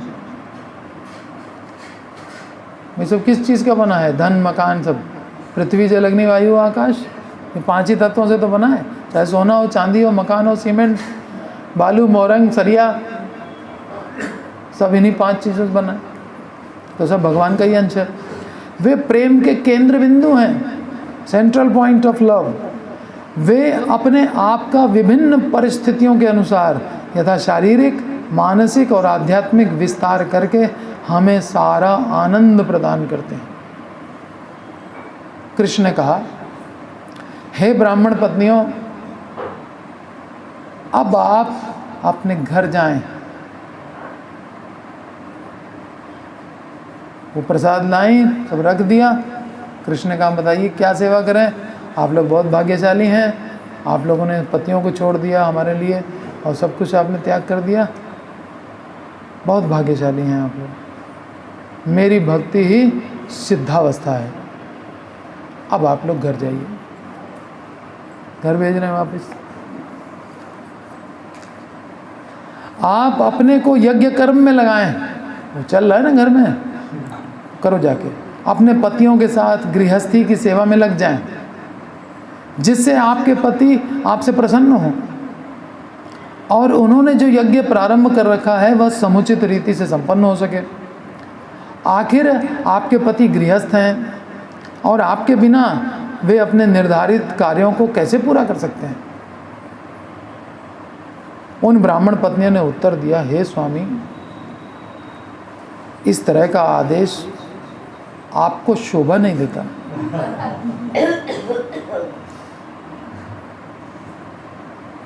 आपका वचन है कि आप अपने भक्तों की सदैव रक्षा करते हैं, न मे भक्त प्रणश्यति। अतः आप इस वचन को पूरा कीजिए। जो भी आपके पास आकर आत्मसमर्पण करता है वह संसार के बद्ध जीवन में फिर से नहीं लौटता और आप हमको फिर उसी संसार में भेज रहे हो। हमें आशा है कि आप अपने वचन को पूरा करेंगे। कौन सा वचन? न मे भक्त प्रणश्यति यद गत्वा न निवर्तन्ते तद्धाम परमं मम। और आप हमको कह रहे फिर घर जाओ।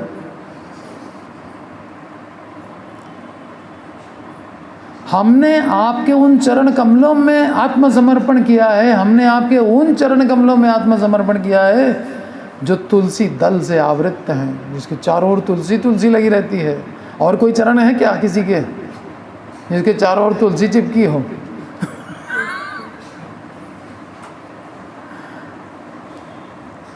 तुलसी प्रसाद तो सब ले लेते हैं, परंतु तुलसी तो केवल भगवान को चढ़ती है। अतः हम फिर से अपने तथाकथित संबंधियों, मित्रों तथा समाज के बीच लौटना और आपके चरण कमलों की शरण को छोड़ना नहीं चाहती। और हम घर जाकर करेंगे ही क्या? हमारे पति, पिता, भाई, पुत्र, माता तथा मित्र हमें देखने की कोई उम्मीद नहीं करते। अब उन्होंने सब आशा छोड़ दी है। अब हम लोग तो उनका सबकी अवज्ञा करके यहाँ आ गए हैं। जाओ फिर लौट के मत आना, किसी ने ये भी कह दिया होगा, क्योंकि हमने उन सबों को पहले ही त्याग रखा है। अतः आप कृपा करके हमें घर जाने के लिए ना कहें, अभी तो अपने चरण कमलों में ही बने रहने की व्यवस्था करें, जिससे हम आपके संरक्षण में निरंतर रह सके।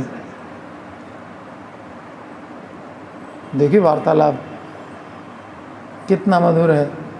नहीं जाना चाहती हैं, सुना कृष्ण बलराम आए हैं, भाग के आ गई। कृष्ण ने भी स्वागत किया, भाग्यशाली बताया, सिद्ध बताया। अब कह रहे हैं जाओ। करें हम नहीं जाएंगे, हमको जाने के लिए मत कहो, शोभा नहीं देता है तुम्हें, न मैं भक्त प्रणश्यति बोल दिए हो, वचन का पालन करो। भगवान देखिए क्या कह रहे हैं। भगवान ने उत्तर दिया, हे पत्नियों, ब्राह्मण पत्नी भी नहीं,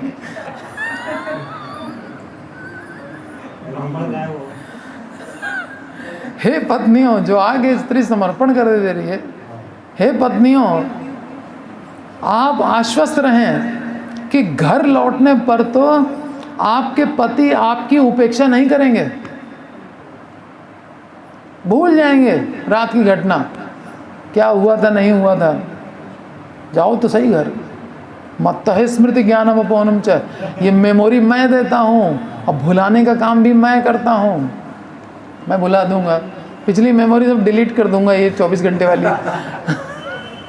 हार्ड डिस्क से फाइल उड़ा दूंगा पूरी।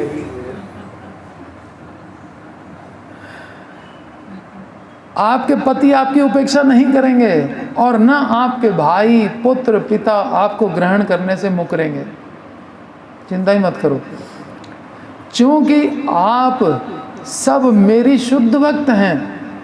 अतः न केवल आपके संबंधी अपितु सामान्य जन तथा देवता तक आपसे प्रसन्न होंगे। हर कोई आपसे प्रसन्न हो जाएगा। मुझे समर्पण किया है ना,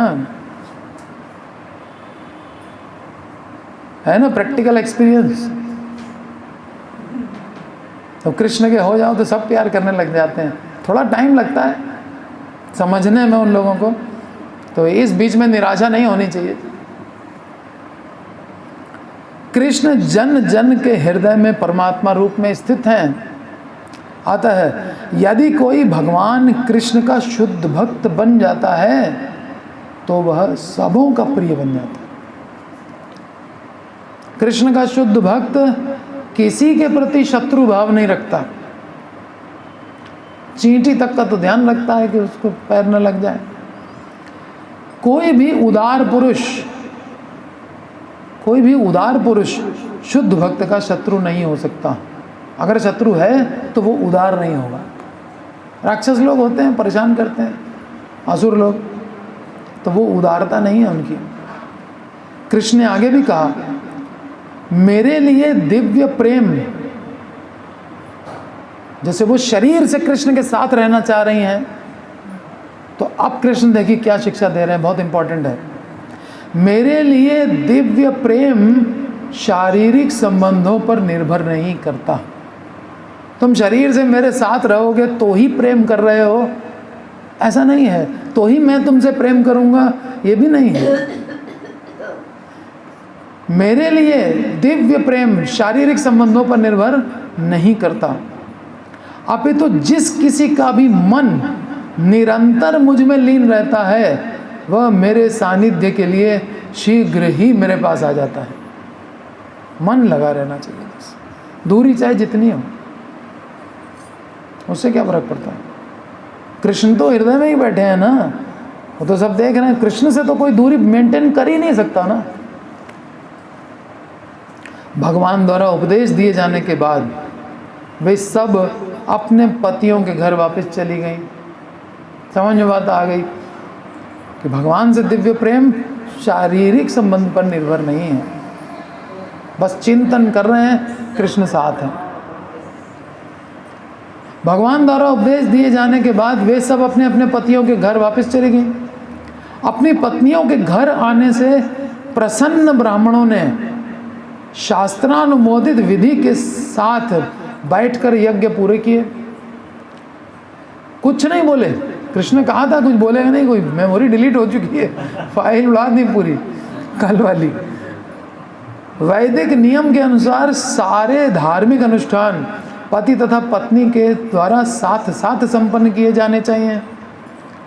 जब ब्राह्मण पत्नियां वापस आ गईं तो यज्ञ अधिक अच्छी तरह संपन्न हुआ, किंतु एक ब्राह्मण पत्नी ने, जिसे कृष्ण को देखने से, कृष्ण के पास जाने से बलपूर्वक रोक लिया गया था। एक ब्राह्मण पत्नी को पति ने जबरदस्ती कमरे में बंद करके रख दिया। तो भगवान के शारीरिक स्वरूप के विषय में सुनकर उनका स्मरण किया उसने, वो स्मरण ही करती रह गई घर में बैठे बैठे, और उनके चिंतन में पूर्णतया लीन होकर उसने भौतिक शरीर का परित्याग कर दिया। जिसको नहीं जाने को मिला वो तुरंत भगवान ने बुला लिया अपने पास, परमानेंट। जो जा पाए उनसे कहा कि तुम लोग जाओ, शीघ्र ही आ जाओगी। मैं देखिए नहीं जा पाई तो उसको और एडवांटेज। भगवान किसी को भी घाटे में नहीं रखते। नित्य प्रसन्न रहने वाले भगवान हमेशा खुश रहते हो। है कोई ऐसा? हम ही दिन भर में 10 बार दुखी 10 बार सुखी होते रहते। नित्य प्रसन्न रहने वाले भगवान श्री गोविंद एक सामान्य मनुष्य के रूप में प्रकट होकर अपनी दिव्य लीलाएं प्रकट करते रहे, और उन्होंने ब्राह्मण पत्नियों द्वारा अर्पित भोजन का सुख लूटा। तो बैठ गए, जब पत्नियां चली गईं तो बैठ के आराम से सबने खाया। इस प्रकार उन्होंने सामान्य व्यक्तियों को कृष्ण चेतना की ओर आकृष्ट किया। सामान्य व्यक्तियों को कृष्ण चेतना की ओर आकृष्ट किया। ये 2 प्रकार के लोग दिखाए भगवान ने। ऐसे तो बैठे यज्ञ कर रहे थे, कौन जानता था कि ब्राह्मण भक्त हैं, ब्राह्मण वैष्णव नहीं हैं, और ये पत्नियां वैष्णव हैं। पत्नियों को तो कोई जानता ही नहीं था। ये भगवान प्रकट कराते हैं सबकी भक्ति को, भगवान छोड़ते ही नहीं है। भक्त भगवान की महिमा का गान करता है, और भगवान भक्त की महिमा का गान सारे जगत से करवाते हैं। अब सब ब्राह्मण पत्नियों का भागवत में वर्णन हो गया, सब उनका गुणगान करते फिर रहे हैं कि देखो उनके जैसी भक्ति होनी चाहिए। मन में 24 घंटे चिंतन करती थी, फुल सरेंडर कर दिया, एक बार देखते ही, नाम सुनते ही मिलने को उतावली हो गई। ये है भक्ति। तो इस प्रकार उन्होंने सामान्य व्यक्तियों को, हम जैसे लोगों को कृष्ण चेतना की ओर आकृष्ट किया। अब हमारा आकर्षण बढ़ रहा है कि भगवान तो इतने अच्छे हैं। उन्होंने अपने शब्दों तथा सौंदर्य की ओर समस्त गौओं, ग्वाल बालों तथा वृंदावन की बाल लीलाओं को आकृष्ट किया, कि बालाओं को आकृष्ट किया। अपने शब्दों और सौंदर्य की तरफ किसको किसको अट्रैक्ट किया? गौओं को, ग्वालों को, वृंदावन की बालाओं को, सबको अट्रैक्ट कर लिया। कृष्ण का मतलब जो सबको अट्रैक्ट कर लिया।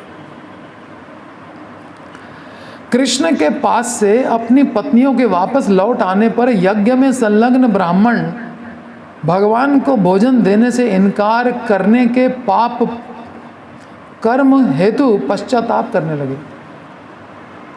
वो पछताने लगे कि कृष्ण बलराम के लिए मांगने आए थे ग्वाल बाल, हमने दिया क्यों नहीं, दे देना चाहिए था। अंत में उन्हें अपनी नादानी समझ में आ गई। उन्होंने वैदिक अनुष्ठानों में व्यस्त रहने के कारण उन श्री भगवान की उपेक्षा की थी, जिन्होंने सामान्य पुरुष की भांति प्रकट होकर भिक्षा मांगी थी। यही देखो बलि महाराज थे, बलि महाराज के यज्ञ में वामन आए, यज्ञ करने अभी बैठ ही रहे थे, मुहूर्त निकला जा रहा था, द्वार पर एक ब्राह्मण आया है, आपसे भिक्षा चाहता है। बलि महाराज यज्ञ के स्थान से उठ गए, शुक्राचार्य ने रोका, विष्णु है, सब ले लेगा, वचन मत देना, विष्णु है तब तो जरूर जाएंगे। त्रिलोक दे दिया, तीनों लोक दान में दे दिए। एक ये हैं देने वाले, और ये ब्राह्मण जरा सा भोजन नहीं दे पाए। और वो असुर हो करके, असुर कुल में पैदा हुए थे बलि महाराज, हिरण्यकशिपु के पुत्र प्रहलाद, प्रहलाद के पुत्र विरोचन, विरोचन के पुत्र बलि, प्रहलाद के पौत्र थे, हिरण्यकशिपु के परपोता थे। अब असुर कुल में जन्म हो करके भी इतना बड़ा डिवोटी निकल गया। जरूरी है कि भक्त जो है खाली ब्राह्मण कुल में ही पैदा होंगे, असुरों के यहाँ भी पैदा हुए। भगवान ने कहा है असुरों में मैं प्रहलाद हूं।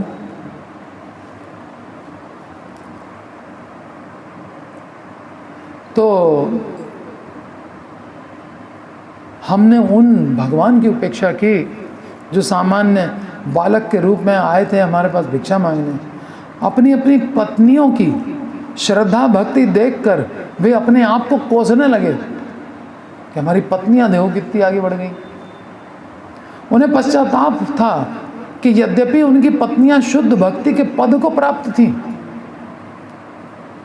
किंतु वे स्वयं लेश मात्र न समझ पाए कि परमात्मा से किस तरह प्रेम करना चाहिए और किस तरह उनकी दिव्य प्रेमा भक्ति करनी चाहिए। वे परस्पर बातें करने लगे, हमारा ब्राह्मण रूप में जन्म लेने पर धिक्कार है। वो कृष्ण को नहीं पहचान पाए। उन्होंने बताया था कि विष्णु है, तब भी नहीं पहचाने। हम यज्ञ करने में बिजी रहे और यज्ञ पुरुष आ गया है, मांग रहा है खुद, और हम यज्ञ में डाल रहे हैं अग्नि में, ले ओम विष्णवे नमः, तब यज्ञ में हवि दे रहे हैं। यज्ञ की अग्नि भगवान का मुख है, अग्नि को भगवान का मुख मान रहे हो और भगवान कह रहे हैं हमको भूख लगी है, मेरे मुख में कुछ डालो। वो नहीं, यज्ञ की अग्नि खाली भगवान का मुख है क्या? और भगवान का कोई मुख नहीं होता। ये है ब्रह्म जानाति। भगवान साकार रूप को नहीं जानते कि भगवान साकार रूप में आते हैं और भूख भी लगती है उनको। ये तो प्रेम है भगवान का कि ब्रिज में रह रहे हो, भैया दे दो कुछ खाने को। हमारे वैदिक साहित्य के सारे ज्ञान को धिक्कार है। क्या पढ़ लिख के हमने किया, धिक्कार है हमारी पढ़ाई पर। हमारे यज्ञ करने तथा सारे विधि विधानों का पालन करने को धिक्कार है। क्या विधि विधान पालन कर रहे हैं हम बैठ के? हमारे कुल को धिक्कार है। किसी ने बताया नहीं हमको कि भगवान ऐसे भी आ सकते हैं। हमारे द्वारा शास्त्रों के अनुसार अनुष्ठान संपन्न करने को धिक्कार है। शास्त्र के अनुसार अनुष्ठान हो रहा है। भाई स्वर्ग जाने के लिए सारी विधि पालन करनी पड़ेगी ना। ऐसे थोड़ी मनमाने तरीके से करने लग जाएंगे कि देसी घी नहीं मिल रहा है गाय का तो चलो भैंस का चला लो, भैंस का नहीं मिल रहा है चलो डालडा चला लो। हाँ, इससे थोड़ी यज्ञ होगा, पूरा विधि विधान से होगा। हाँ, उस विधि विधान को भी धिक्कार है, इस सब को धिक्कार है, क्योंकि हमने उस भगवान के प्रति प्रेमा भक्ति नहीं की जो मन शरीर तथा इंद्रियों से परे है। हम नहीं पहचान पाए, हमारी इंद्रियां उसको पहचान नहीं पाई, सुन करके भी नहीं पहचाना, देखने के लिए उतावले नहीं हुए। तो भगवान से प्रेम नहीं किया तो कितना ही धर्म का दिखावा कर लो, सब धिक्कार के ही योग्य है। भगवान से प्यार करना चाहिए।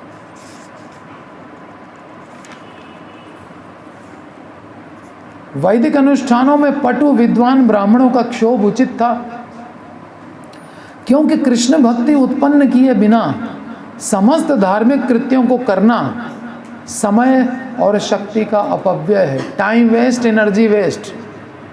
कृष्ण भक्ति नहीं उत्पन्न हो रही, जिससे सब बेकार की चीजें।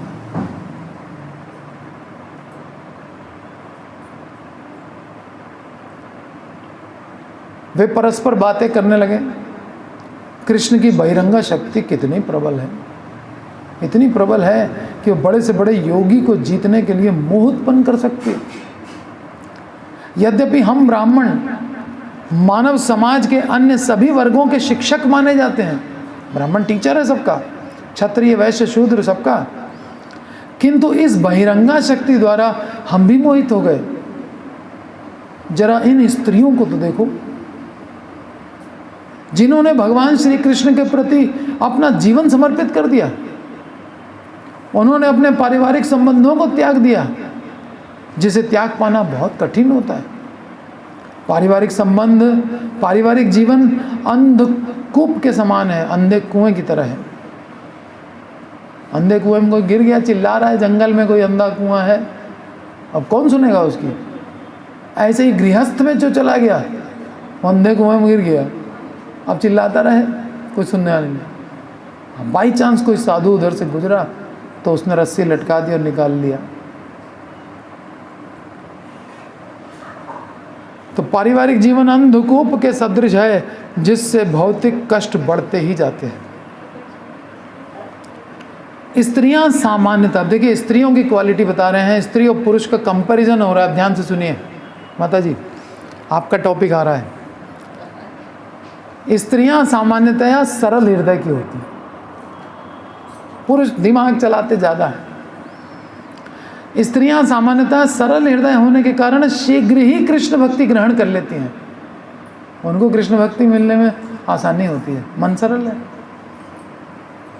बहुत बड़ा प्लस पॉइंट है माता जी। और उनमें कृष्ण के प्रति प्रेम उत्पन्न हो जाता है। सरलता बहुत बड़ी क्वालिटी। सरल हृदय को शरण में राखे है भोलेनाथ का, मोहि कपट छल छिद्र न भावा। क्या है पूरा? निर्मल मन जन सोई मोहे भावा। जो निर्मल मन है, सरल हृदय है, वही भगवान को अच्छा लगता है, उनको प्रेम दे देते हैं। उन्हें उस माया के चंगुल से मुक्ति प्राप्त हो जाती है।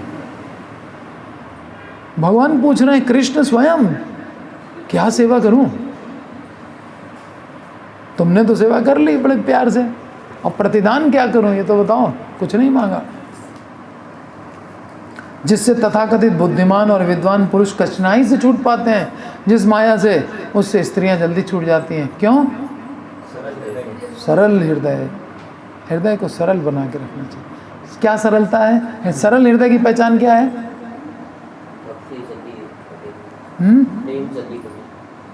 प्रभु, सरल हृदय की पहचान क्या है? भगवान के प्रति शरणागति।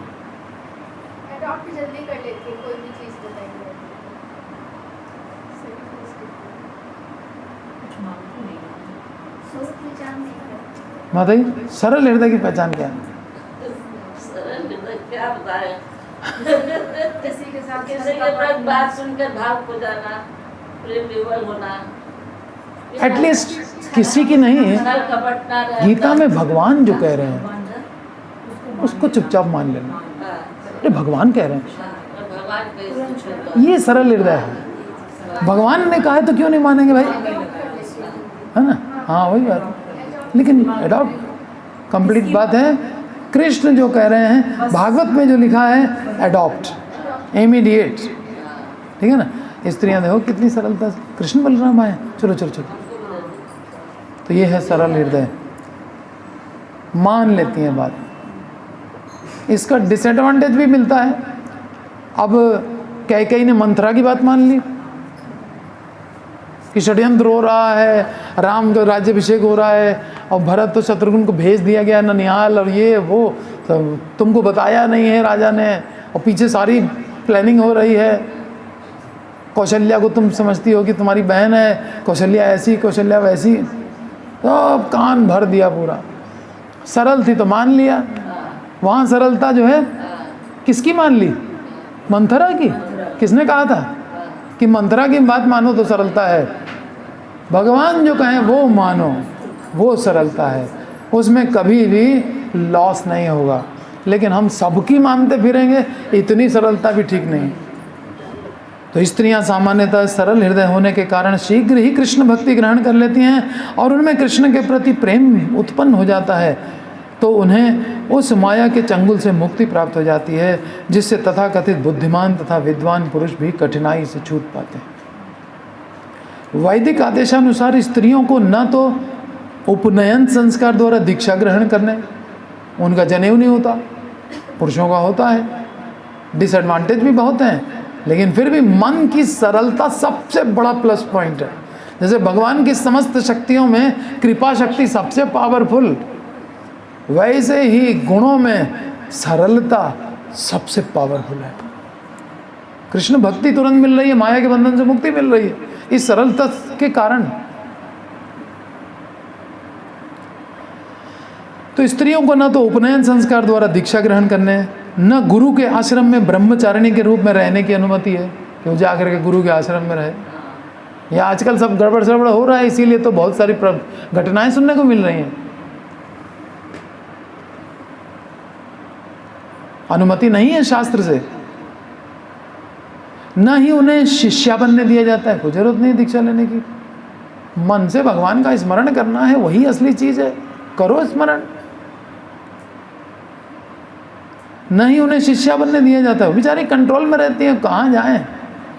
और न वे दर्शन या आत्म साक्षात्कार के विषय में बातें करने में पटु होती हैं। जैसे माता जी ने बड़ी सरलता से कहा, अब क्या बताएं सरलता क्या होती है, तो बातें करने में पटु नहीं होते हैं स्त्रियां।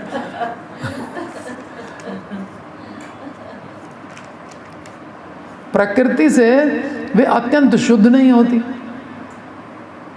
ये इंद्र का शाप लगा हुआ है सब स्त्रियों को। न वे शुभ कार्यों के प्रति आसक्त रहती हैं। ब्राह्मणों ने कहा, किंतु यह कितनी विचित्र बात है कि उन्होंने योगेश्वर कृष्ण के प्रति दिव्य प्रेम उत्पन्न कर लिया केवल सरलता के कारण। उन्होंने कृष्ण के प्रति दृढ़ श्रद्धा तथा भक्ति में हम सबको पछाड़ दिया। एक्सेप्ट कर रहे हैं, ब्राह्मण है ना, सत्य को पहचानते हैं, भाई सतोगुणी तो है ही हैं। और भगवान अब बुद्धि दे रहे हैं इनको सही वाली। उन्होंने कृष्ण के प्रति दृढ़ श्रद्धा तथा भक्ति में हमको पछाड़ दिया। यद्यपि हमें समस्त संस्कारों में निष्णात समझा जाता है, किंतु भौतिक जीवन के प्रति अत्यधिक आसक्त होने के कारण हम यह नहीं जान पाए कि वास्तव में जीवन का लक्ष्य क्या है। भौतिक जीवन में आसक्त रहे, स्वर्ग जाने के लिए यज्ञ बैठ के कर रहे हैं, सुख चाहते हैं शरीर का, इसलिए हम टारगेट भी नहीं समझ पाए कि लाइफ का क्या है। यद्यपि ग्वाल बालों ने हमें कृष्ण तथा बलराम की याद दिलाई थी, कृष्ण के मना करने पर भी याद दिलाई थी, किंतु हमने उनकी उपेक्षा की। भगवान नहीं चाहते हैं कि मेरे भक्तों की कोई उपेक्षा करे, इसलिए कहते हैं कि जो श्रद्धावान नहीं है उसके सामने मत लेना मेरा, तुम्हारी उपेक्षा कर देगा। और मेरा भक्त उपेक्षित तो फिर भगवान को फिर अच्छा नहीं लगता है। लेकिन भक्त सब रिस्क लेता है। यद्यपि ग्वाल बालों ने हमें कृष्ण बलराम की याद दिलाई थी, किंतु हमने उनकी उपेक्षा की। हम अब समझ पाए हैं कि यह भगवान की हम पर कृपा करने की चाल थी। हमसे भिक्षा मांगने के लिए ग्वाल बालों को भेजा, ये हम पर कृपा करने की भगवान की चाल थी। हम उस समय नहीं समझ पाए, जिससे उन्होंने हमसे भिक्षा मांगने के लिए अपने मित्रों को भेजा, अन्यथा उन्हें भेजने की क्या आवश्यकता थी। वे तो इच्छा मात्र से उनकी भूख मिटा सकते थे, भगवान इच्छा कर लेते।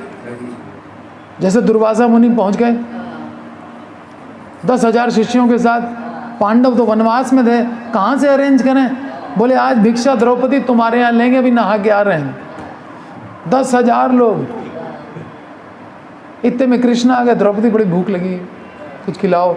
द्रौपदी ने कहा एक मुसीबत थी, ये तुम आ गए हो।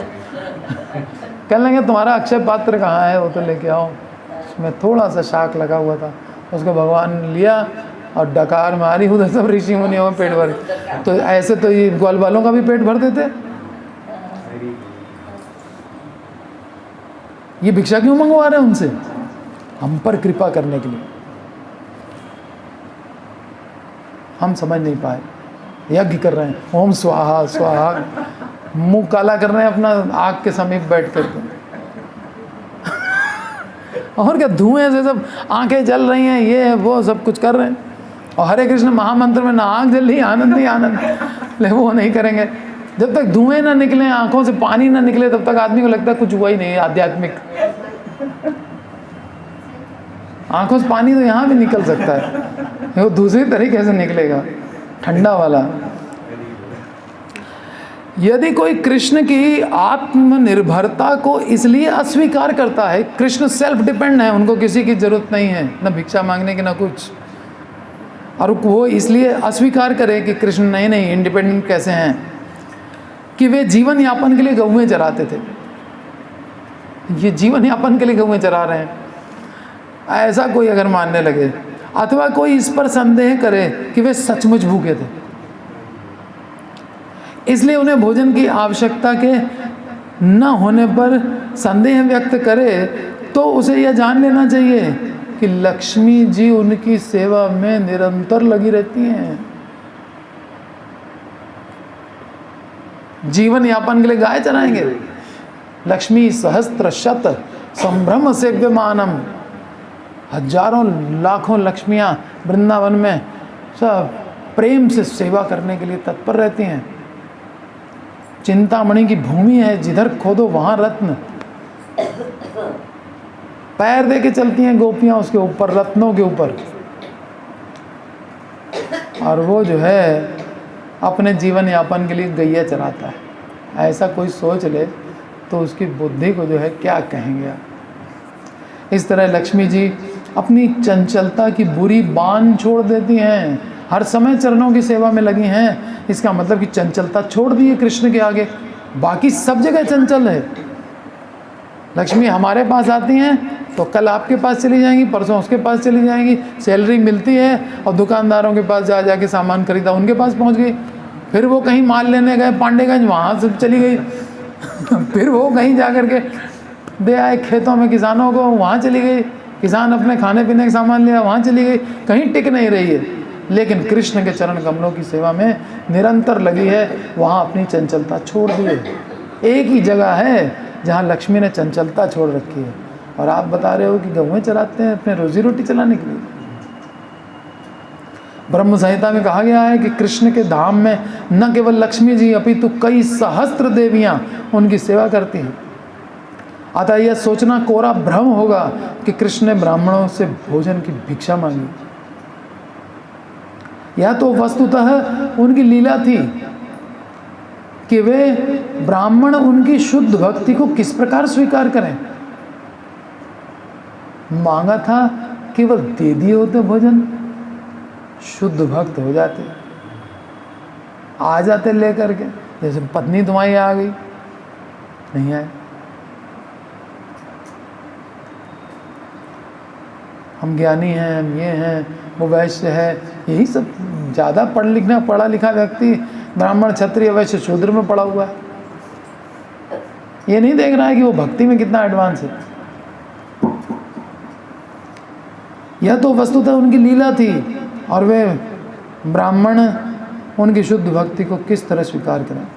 वैदिक यज्ञ आदि की सामग्री, उपयुक्त स्थान, उपयुक्त समय, अनुष्ठान करने के विविध पात्र, वैदिक स्तुतियाँ, ऋत्विज, अग्नि, देवता, यजमान, धर्म, ये सब कृष्ण को समझने के लिए हैं, क्योंकि कृष्ण श्री भगवान हैं। वे परमेश्वर विष्णु हैं और समस्त योगियों के स्वामी हैं, योगेश्वर हैं।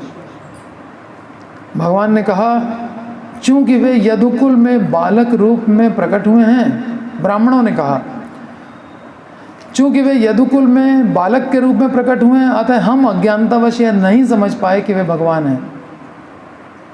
किंतु साथ ही हमें यह गर्व है कि हमें इतनी महान पत्नियां मिली हैं। जिनकी पत्नियां, जिनके बच्चे डिवोटी हो रहे हैं, तो उनके पेरेंट्स, उनके हस्बैंड अपने को भाग्यशाली माने, ये भी बहुत बड़ी बात है। कम से कम इतना तो करें चलो ठीक है, उस समय भक्ति नहीं कर पाए, भाग्यशाली तो माने अपने को, तो ये तो मान रहे हैं। किंतु साथ ही हमें गर्व है कि हमें इतनी महान पत्नियां मिली हैं कि वे हमसे किसी प्रकार न बंध कर इसमें भी खुश हो रहे हैं कि हमारी बात इसने नहीं मानी, कितनी अच्छी पत्नी मिली है, इसने मेरी बात नहीं मानी। देखिए ब्राह्मण सच्चे ब्राह्मण है, वैष्णव नहीं है, ये तो भगवान ने कहा है। हमसे किसी प्रकार न बंध कर भगवान के प्रति शुद्ध भक्ति भाव उत्पन्न कर सकें। हमें गर्व है कि हमें इतनी महान पत्नियां मिली हैं कि वे हमसे किसी प्रकार न बंध कर भगवान के प्रति शुद्ध भक्ति भाव उत्पन्न कर सकी हैं। अतः हम भगवान के चरण कमलों को सादर नमस्कार करते हैं। जिनकी माया के अधीन हम कर्मों में लगे हुए हैं, जिनकी माया ने हमको पकड़ रखा है, उन भगवान को हम प्रणाम करते हैं। हम भगवान से प्रार्थना करते हैं कि वे हमें क्षमा करें, क्योंकि हम उनकी बहिरंगा शक्ति से मोहित हैं। एक्सटर्नल एनर्जी, माया, हमने उनकी दिव्य महिमा को जाने बिना उनकी आज्ञा का उल्लंघन किया, महिमा नहीं समझ पाए, बात नहीं मानी। बात कोई कृष्ण की कब तक नहीं मानता है? जब तक उनकी महिमा नहीं समझता है। उनकी महिमा कहाँ लिखी है? भगवत गीता। जब तक भगवत गीता नहीं समझेंगे तो महिमा नहीं समझेंगे, और जब महिमा नहीं समझेंगे तो बात नहीं मानेंगे। इसलिए गीता कंपलसरी है। जिनके पास नहीं होगी वो आज ले लीजिएगा। ब्राह्मणों ने अपने पापों का प्रायश्चित किया। वे स्वयं जाकर उनको नमस्कार करना चाहते थे, कृष्ण को, कि जाएं हम भी कृष्ण बलराम को नमस्कार करें आए, किंतु कंस के भय से वे नहीं जा सके। फिर कंस क्या सोचेगा? ये इन ग्वालों को प्रणाम करने क्यों गए? ये तो वैश्य का लड़का है, ये तो क्षत्रिय का लड़का है, ये क्यों प्रणाम करने गए? उसके कान खड़े हो जाएंगे। दूसरे शब्दों में, जब तक भक्ति के द्वारा शुद्ध न हो लिया जाए, जब तक भक्ति के द्वारा प्यूरिफाई न हो लिया जाए, तब तक श्री भगवान की शरण में जाना कठिन है। ब्राह्मण नहीं जा पा रहे हैं, कंस का डर लग रहा है। क्यों? क्योंकि भक्ति अभी की नहीं है, मन में चिंतन भगवान का नहीं किया है। इसलिए समझ में तो आ गया है कि पत्नियां भक्त हैं, हम नहीं हैं, लेकिन अभी भक्ति करनी है ना, तब प्यूरिफाई होगा हार्ट, तब हम सरेंडर कर पाएंगे। इसलिए ये जो चैंटिंग है, यही भक्ति है कलयुग में। हरे नाम हरे नाम हरे नाम ही केवलम कलो नास्ते व नास्ते व नास्ते, और कुछ नहीं है, बाकी सब चीटिंग है। भगवान का नाम बस। सब शास्त्रों का एक ही मत है, चाहे गुरु ग्रंथ साहब ले लो, नानक नाम जहाज है। हरि का नाम जो है वो जहाज है, चढ़े सो उतरे पार। इस नाम के जहाज पे जो चढ़ गया वो पार हो गया भवसागर से। गीता में भगवान ने कहा सततम कीर्तयन्तो माम, सतत जो मेरा कीर्तन करता है वो है महात्मा। महात्मा का लक्षण बताया। श्रीमद् भागवत में कहा कीर्तनादेव कृष्ण से मुक्त संघ परम व्रजेत। कृष्ण मेरे नाम का कीर्तन करके ही इस जगत के संग से मुक्त हो सकता है और मेरे धाम में प्रवेश कर सकता है। सब जगह नाम की महिमा लिखी है। तो इस नाम को जप जप करके, जब तक हम अपना हार्ट क्लीन नहीं कर लेंगे, चेतो दर्पण मार्जन नहीं कर लेंगे, तब तक सरेंडर का तो सवाल ही नहीं उठता, कर ही नहीं पाएंगे। जब तक भक्ति के द्वारा शुद्ध न हो लिया जाए, तब तक श्री भगवान की शरण में जाना कठिन है। विद्वान ब्राह्मण तथा उनकी पत्नियां इसका जीता जागता उदाहरण है। एक हैं जो चिंतन कर करके प्यूरिफाई हो चुकी हैं वाइफ्स, और एक हस्बैंड हैं जिन्होंने चिंतन नहीं किया है, इसलिए वो नहीं जा पा रहे हैं। कंस का डर लग रहा है इनको, किसी का अपने पतियों तक का डर नहीं लगा, ना कंस का डर लगा, कुछ नहीं सोचा। ब्राह्मणों की पत्नियों ने शुद्ध भक्ति से पूरित होने के कारण किसी प्रकार के विरोध की परवाह नहीं की। अब वो पुरुष होकर के कंस से डर रहे। और वे तुरंत कृष्ण के पास पहुंच गईं, किंतु भगवान की सर्वोच्चता से अभिज्ञ होने पर भी, जानने पर भी भगवान की सर्वज्ञता तथा पश्चाताप करने पर भी, पश्चाताप भी हुआ कि हम क्यों नहीं गए, वे ब्राह्मण राजा कंस से तब भी भयभीत थे, क्योंकि वे कर्मों में अत्यधिक लिप्त थे। कर्म में अत्यधिक लिप्त कोई क्यों होता है? देह का सुख चाहता है, देह के सुख के लिए, स्वर्ग जाने के लिए यज्ञ चल रहा है, उस यज्ञ कर्म में लिप्त हैं, अत्यधिक लिप्त हैं। इसलिए कृष्ण बलराम भी आए हों, कोई परवाह नहीं, बात भी मत करो हमसे, जाओ यहाँ से, यज्ञ करने दो, ये चल रहा है। तो जब तक कर्मों में अत्यधिक लिप्तता रहेगी तब तक भय रहेगा, तब तक कृष्ण की ओर नहीं जा पाएंगे। जब तक हृदय कृष्ण का नाम जप करके शुद्ध नहीं हो जाएगा, तब तक हम कृष्ण की ओर नहीं जा पाएंगे। ये ब्राह्मण पत्नियों से सीखना है। हरे कृष्ण।